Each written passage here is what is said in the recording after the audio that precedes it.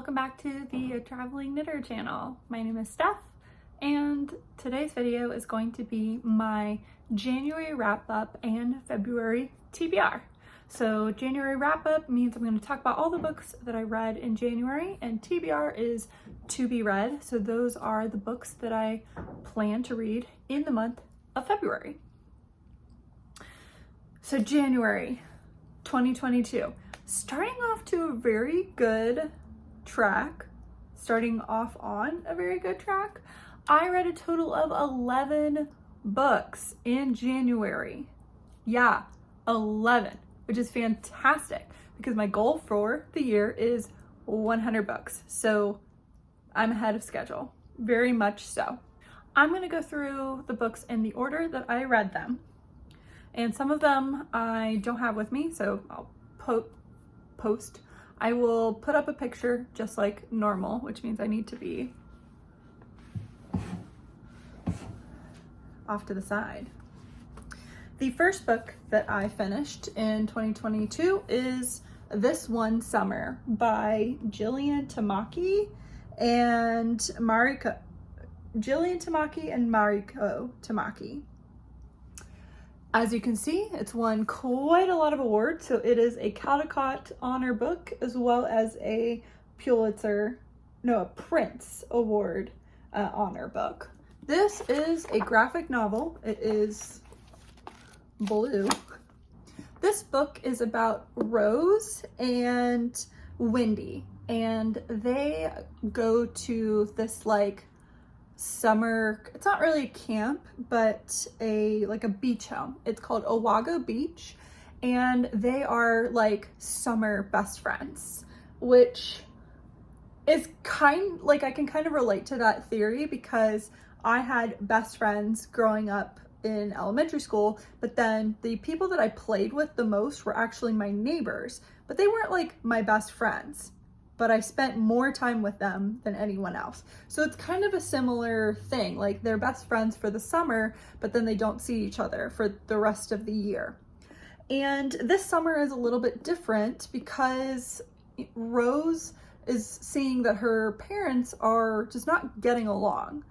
And something has happened to make Rose's mom just, she doesn't seem happy to be there. She doesn't really want to go into the water. Her and her husband are fighting, and Rose does know, but you, the reader, don't really find out until the end. There's hints being dropped, and you're really seeing it from Rose's point of view until the very end, in which you see it from an adult perspective. And I found this book quite relatable.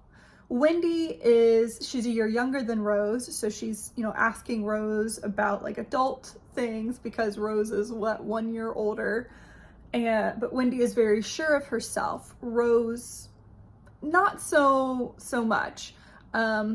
They decide for the summer to continue to rent really, really scary movies to be more adults, and also because there is this teenager that rents them the movies that Rose has a little bit of a crush on, but she doesn't have a crush on.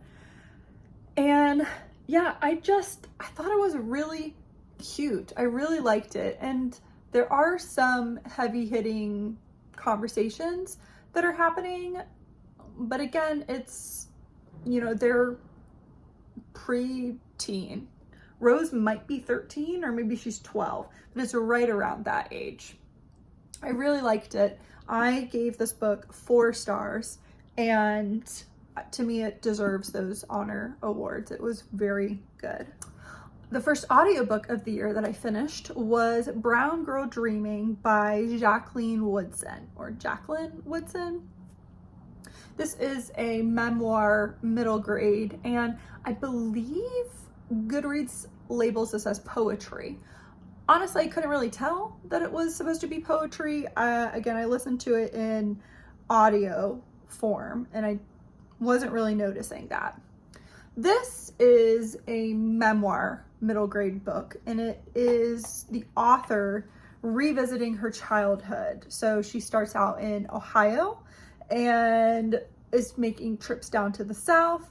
She then lives in New York City, and has a Hispanic best friend. So she's seeing that, that culture. And then her grandfather becomes or is more of her father figure.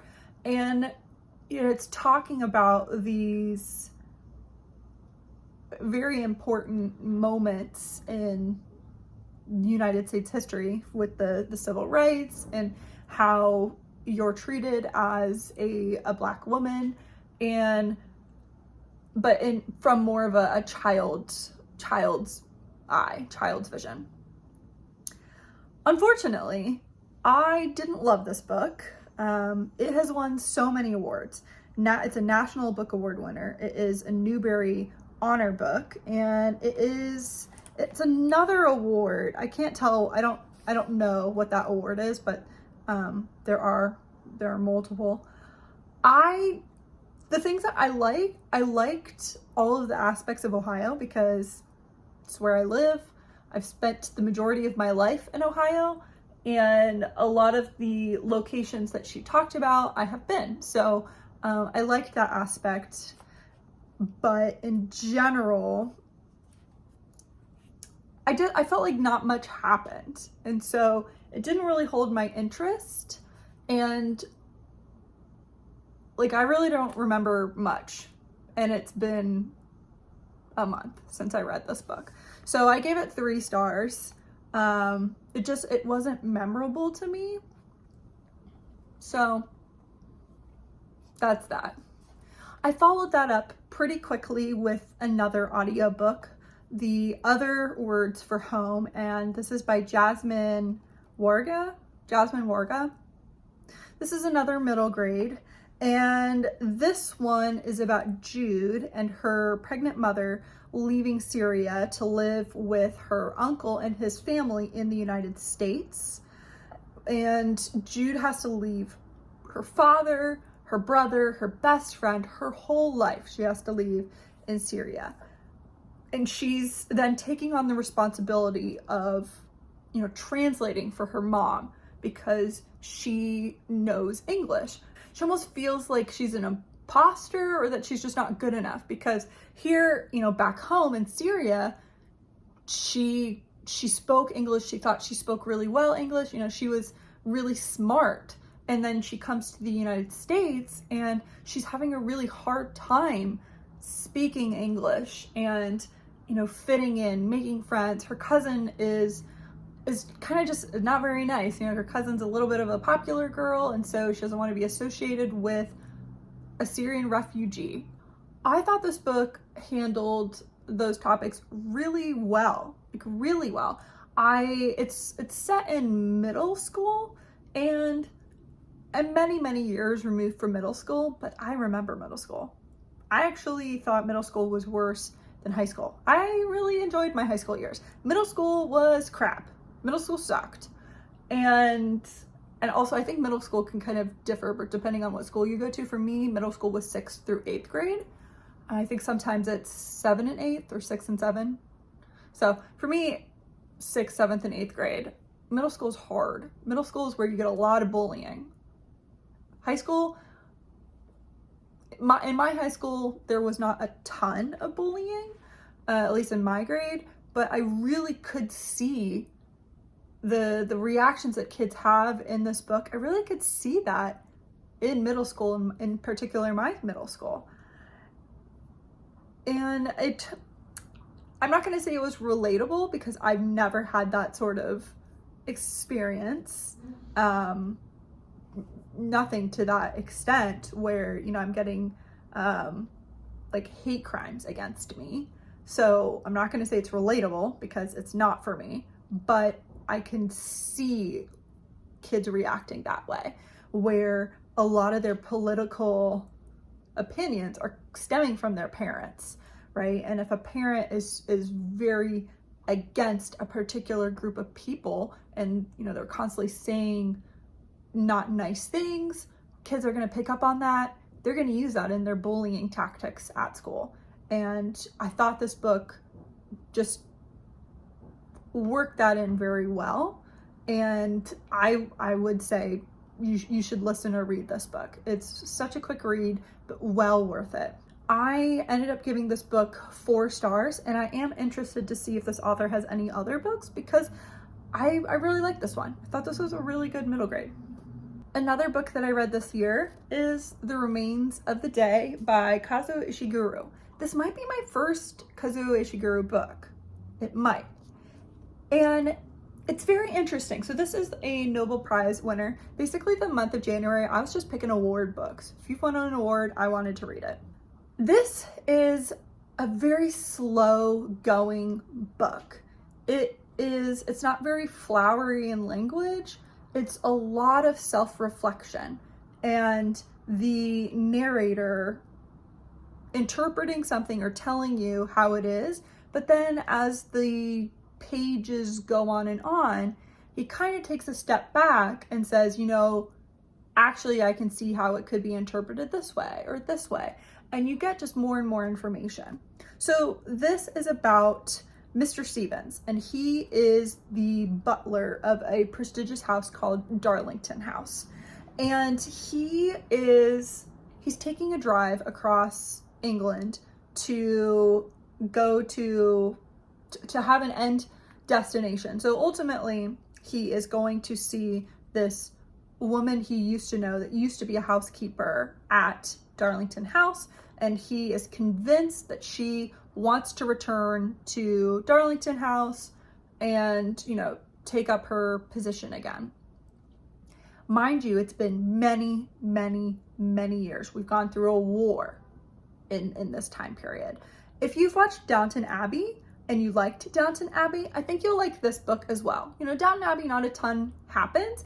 It's very character driven. You're following those people and the little things that they do.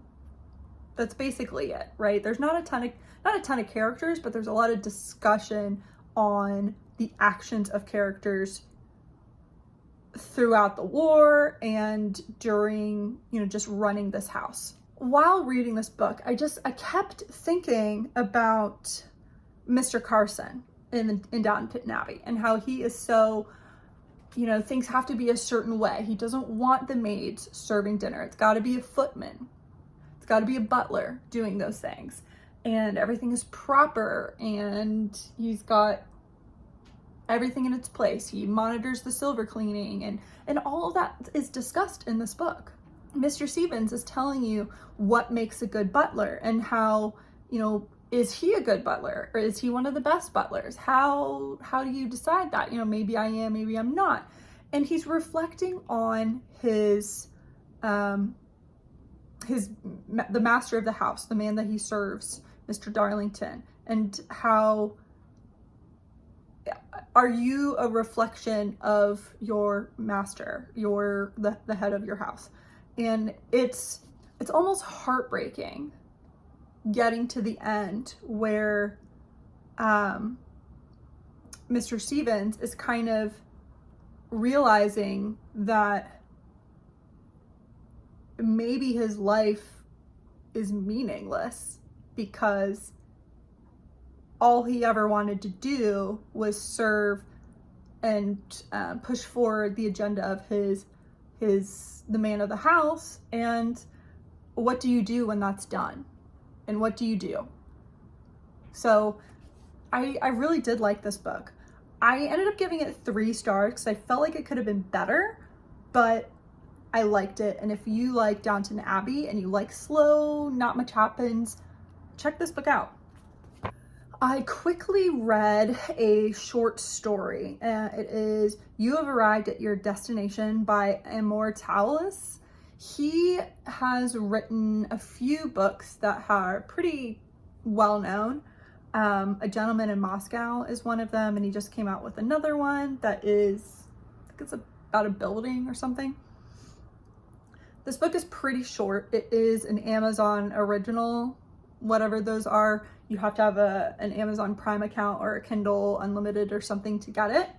And this one is about Sam and his wife who want to have a child, but they need to turn to in vitro. And So Sam hears about this company called Vitek from one of his coworkers, and so he goes to Vitek to hear more about it. Sam drives, let's just say, a Tesla. I can't remember if they actually call it a Tesla, but it's basically a Tesla is what he drives. He's very into technology and stuff like that. And when he goes to Vitek, he feels it's like a psychological thriller. He's being shown, not just some statistics about what his child would be, but the company makes a video and puts real actors and shows you what your child's life could be. And he kind of gets upset because he feels like Vitek is projecting onto him, what he could have done. And then he starts thinking about it's a psychological thriller in the span of 50 pages or so. It was very interesting. I typically don't enjoy short stories because I want more, but I'm trying some short stories out this year. Also helped with the count. What I found interesting about this one is that you never hear directly from Sam's wife. Sam, he becomes paranoid. He is making assumptions on what his wife is thinking and selecting some of those traits. And I almost think maybe his wife also had concerns about being so selective with what their son would turn out to be. And that's why she picked such strange combinations or such choices. I started a new series called The Paper Magician by Charlie N. Holmberg, and it's fairly short, and I have mixed emotions with this. So this is about Sani, and she becomes a paper apprentice. So in this world, you bond with a specific magic, and that's the type of magician you are. It is set in the 1800s? I don't remember, but it's like Victorian age, maybe? Parasols and that sort of thing. So she doesn't want to be a paper magician. She wants to be, I think, a smelter, so with metals and stuff, but she is told that she has to be a paper magician. She's kind of pretty upset about it. She is brought to the paper magician who she's going to be apprenticed to, and she's kind of rude to him because, she's just upset about the situation.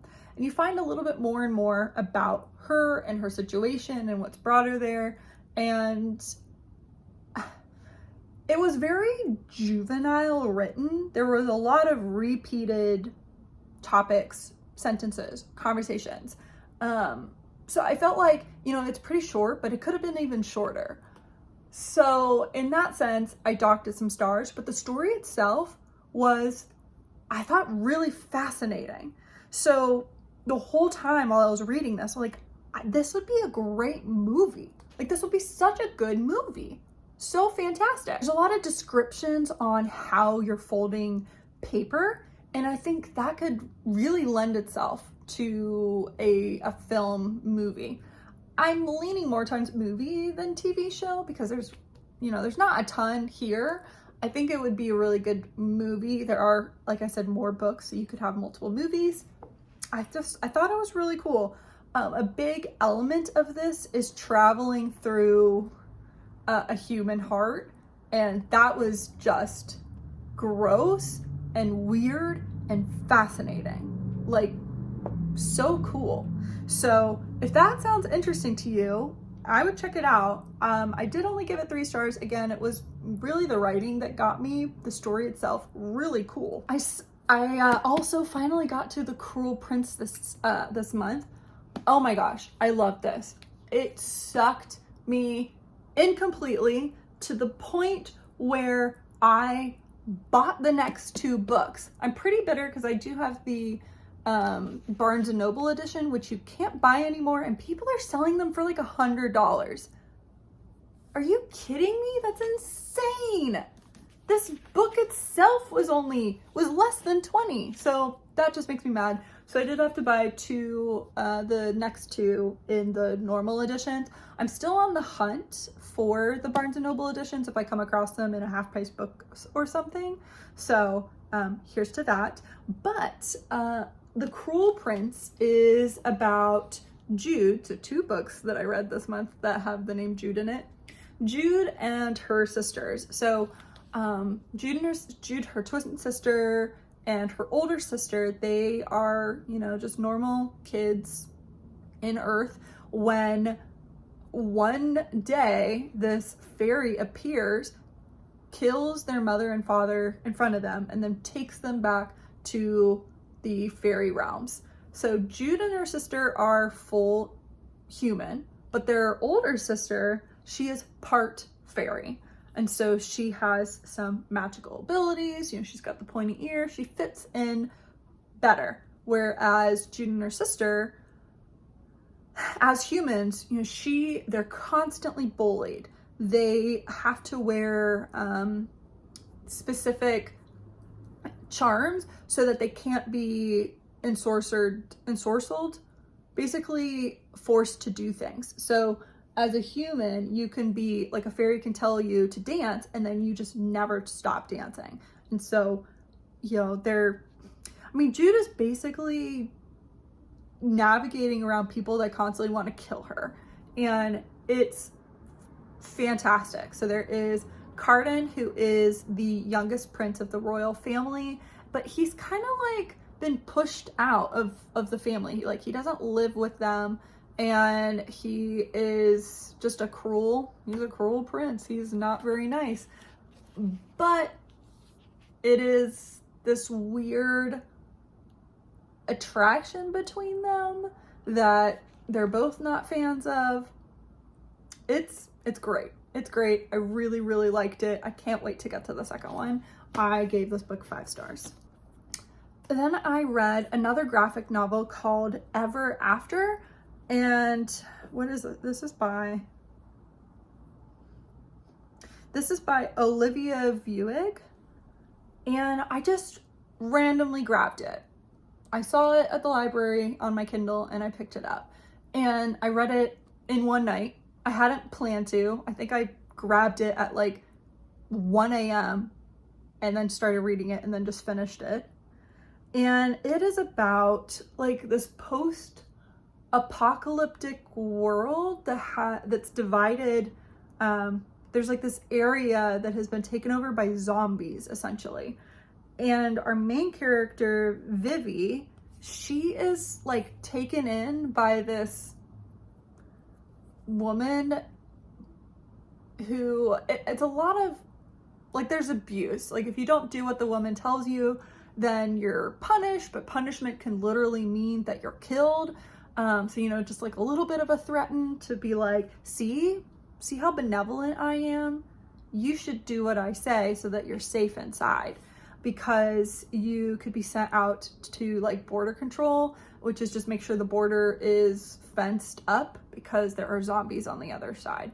And for whatever reason, Vivi and this other girl named Eva, they're on this train. There's a train that goes across this dead zone where all the zombies are to shuttle supplies. And they get in the train, and then the train just breaks down while in the zombie infested area. And they don't get along, but they're the 2 humans that are trying to survive through this zombie infested area. And the ending is really cute for a zombie book. I really enjoyed it. I really did enjoy it. And I ended up giving it 4 stars. I have a book club with one of my friends who lives in New York, and it is a romance book club. And the book we read in January is called Under Her Skin by Adriana Anders, and it is book 1 in the Blank Canvas series. This follows Uma, who has fled a very abusive relationship, and she is in this like tiny town to get tattoos removed because there's this doctor in town that removes tattoos for free if they have been put on for like basically abuse. If you're a victim of abuse and the tattoos are related to that, she'll remove them for free. And so Uma comes to this town. She has no money. She has nothing with her because she fled that abusive relationship. And she meets the neighbor of the woman that she's working for. And the neighbor is like this rugged lumberjack kind of dude. But he's like obsessed with stray animals. And she is a photographer. So she sees everything with like a photographer's lens. And I hate crap like that. Like anytime the main character is a writer or a photographer, that's like all you read about. It's like all their personality is just constantly talking about like composition and, oh, I have the perfect line or perfect word to describe you because I'm a writer and I need to shove that down your throat. So that annoys me a lot about books like that. I thought the romance was really interesting because the Uma can't stand looking at herself. And so she doesn't want you to look at her, but she also doesn't want to look at herself either. And so they're blindfolded for their sexual escapades, which was interesting. There were some lines that I wasn't super into, but I don't need to go into all of that. So it's a pretty explicit book, romance, smut. I gave it 3 stars. I didn't think it was the worst thing I'd read, but it was far from perfect. The last audiobook that I read in January was Luck of the Titanic by Stacey Lee. I love this book. I thought this book was fantastic. I gave it 4 stars. It was great. So this is about Valera Luck getting onto the Titanic and finding her twin brother and her goal of going to America and being part of the circus. That's how they are going to make their money, make their way. But her twin doesn't really want to do that anymore. He doesn't, he separated his circus life to what he is now, which is a coal person for ships. And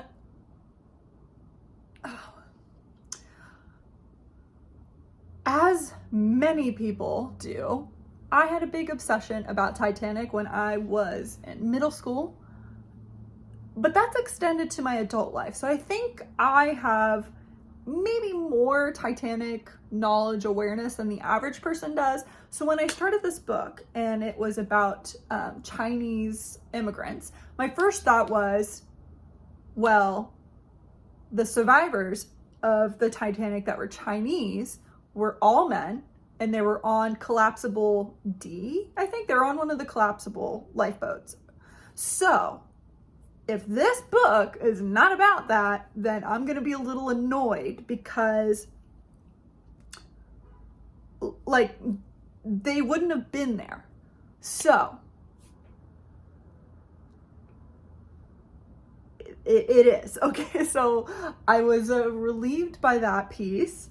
And then the ending, as I was getting through the ending, I was getting more and more irritated because I was just thinking about how predictable this was turning into. And then it gets turned on its head and I was like, yep, this is the ending I wanted. This is it. This is the ending I wanted. This makes sense from a historical perspective and great.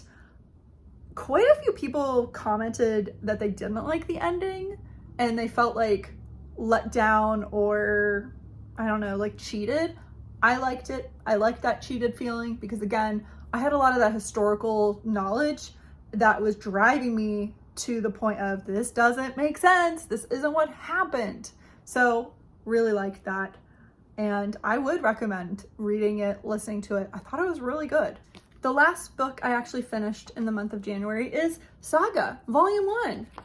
I did it. I read it. I've been wanting to read this for years, and I've had this from the library for a really long time, and many times. Saga, I feel like, is one of the most well-known graphic novels from an adult perspective that is not like Marvel or DC comic. This is about, it's basically about this baby. So the whole volume 1 is from the baby like retelling her life. I don't know if that's what the whole series is going to be, but you've got her mother and father are on two opposite sides of a war, and they fall in love, and it's basically like all of the galactic forces trying to kill them and capture the baby. This is adult. This is adult. There are pretty gruesome aspects. There is, you know, there's a lot of sex. There's a lot of violence. There's sexual violence. There is just gory violence in general. There are really creepy looking characters. Like that is a creepy character. She's bad, I guess. And then these guys are creepy, but they're like kind of good. So I really like this, and I can't wait to, you know, to read more. I gave this one 4 stars, really because I found that I could set it down and go do something else. Maybe if it had pulled me in just a little bit more, I might be at 5 stars. We'll see. I mean, it is the first one, and the author and the illustrator have continued. So they took like a hiatus, and now they're back to writing the rest of the series. So this is eventually going to be finished. Those are all the books that I read in January. That took way longer than I thought it was going to. So I'm going to just breeze through the books that I want to read in February. I've said it numerous times. I'm going to say it again. Test the Road by Rachel Hartman is on my list of books that I want to read in January because my birthday is the 1st of February, and that is when the second book comes out in this series. So plan to read it, pick that book up, read that one as well. So I've talked about Test of the Road many times. It is from what I understand, a standard journey tale of a girl who is finding herself, runs away from her family, doesn't want to be a nun or married or whatever it is that they want her to do. And it is set in the same world as Seraphina. We also have The Wicked King by Holly Black, which is the second book in the Cruel Prince trilogy. I forget what the actual trilogy is called, but again, this is following Jude and Carden. Jude has, well, I already just gave you the recap. I can't really tell you what happened in this because it really spoils the second one, or the first one. I really hope to get to Six of Crows by Leigh Bardugo. This is the first in the duology that is after the Blood and Bones, Shadow and Bones series. And this is following, what are those characters? Kaz, and there's more. It's a heist novel. If you've watched the show, it is basically the other group of people, not Alina. I also want to get to The House in the Cerulean Sea by TJ Klune. These other ones are, you know, heavy fantasy YA romance. This is less fantastical, and from what I hear, just more feel good. It is about Linus, and he checks up on orphans or children of the ward, or children of the state, wards of the state. And he goes to the specific home where special children are that have like special magical abilities, and he falls in love with the caretaker. The romance novel that my friend and I are reading this month is Sisters Red. I've had this book for so long. I've always wanted to read it and just never gotten to it. It is a retelling of Little Red Riding Hood. I think it's supposed to be like a dark retelling with some romance in it. I also want to get to Watakoi Love is Hard for Otaku, #1.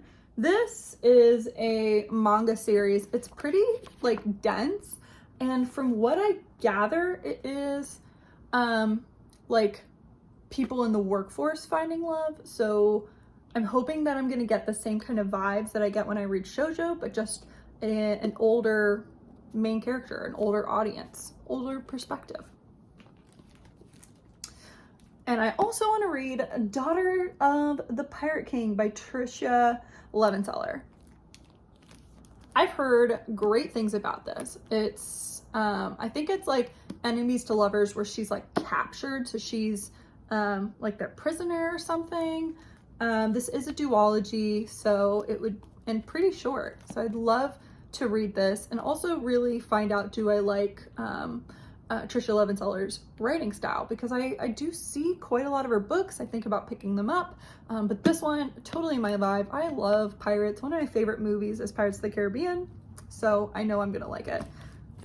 And really the vibe of the list for February is books I know I'm going to love. So to finish up, I want to finish reading Dragonfly and Amber. I'm about a third of the way done, which means I'm behind. Supposed to read one a month, and then get to Voyager, which is book 3 in the Outlander series. And then I also want to read the next Jackie Faber book. So if you were counting, that's nine and a half books on my February list, which is crazy long, but I did read 11 in January. And I mean, this is a lot. This is a lot of words, and this is not even including Outlander, which is a lot of words. So we'll see how well I do. That is it, guys. Thank you for sitting through that chat. I hope you enjoyed it. Let me know what books you're reading, and are you like me? Are you reading a ton, or are you kind of easing into it? I find that I always am off to a great start in January and sort of February, and then I slide in the spring months, and then I pick back up fall, winter when I realize that I'm behind. Thank you for watching, and I'll see you in next week's video. Bye.